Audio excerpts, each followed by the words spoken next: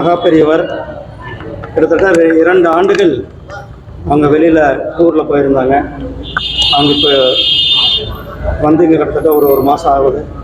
தேர்தல் பணியில் இருந்ததுனால அவங்கள உடனடியாக வர முடியல. இப்போ இன்றைக்கு வந்து காஞ்சி மகா அவர்கிட்ட ஒரு ஆசீர்வாதம் வாங்கிட்டு உலக நன்மைக்காகவும் மக்களுடைய நன்மைக்காகவும் இந்த தேர்தலில் பாரதிய ஜனதா கட்சி 400 தொகுதிகளில் வெற்றி பெறுவது உறுதி செய்யப்பட்ட ஒன்று.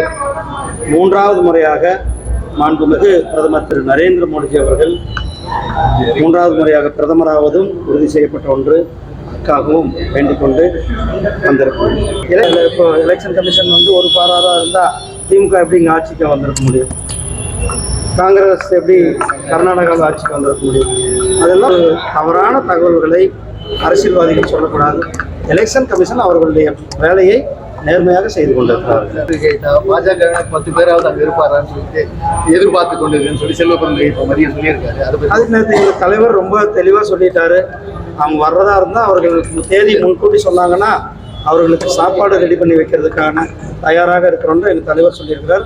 அவங்க வர்ற தேதியை முன்கூட்டி சொன்னால் நல்லாயிருக்கும். அப்போ வந்து இப்போ கமலாலயத்தில் 10 பேராவது இருப்பாங்களா பாஜக? எனக்கு சந்தேகமா வந்து பார்த்தா தானே தெரியும். கமலாலயம் இன்றைக்கு கட்சி பாரதிய ஜனதா கட்சி எந்த அளவுக்கு வளர்ந்து இருக்கிறது, பாரதிய ஜனதா கட்சியினுடைய அபரிதமான வளர்ச்சி, அதெல்லாம் அவர் கமலாலயத்துக்கு வரும்போது தானே அவங்களுக்கு தெரியும். சார், இந்த பிரசாந்த் ஜனதா கட்சி ஒரு மிகப்பெரிய வெற்றி பெறப்போகிறது.